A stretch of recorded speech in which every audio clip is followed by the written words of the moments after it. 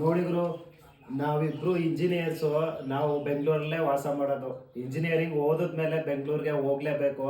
ನಾವು ಊರಿಗೆ ಬಂದಾಗೆಲ್ಲ ಊರಲ್ಲಿ ಏನೇನಿರುತ್ತೆ ಅಕ್ಕಿ, ಹಸಿಟ್ಟು, ತೆಂಗಿನಕಾಯಿ, ಹುಣಸೆ ಹಣ್ಣು, ಖಾರದ ಪುಡಿ ಎಲ್ಲನೂ ಊರಿಂದನೇ ತೊಗೊಂಡೋಗ್ತೀವಿ. ನೋಡಿ ನೋಡಿ ಅಕ್ಕಿ ತೊಗೊಂಡಿದ್ದೀವಿ, ಅಕ್ಕಿ ಹಸಿಟ್ಟು ನೋಡಿ, ರಾಗಿ ಹಸಿಟ್ಟು, ಹುಣಸೆ ಹಣ್ಣು, ಖಾರದ ಪುಡಿ,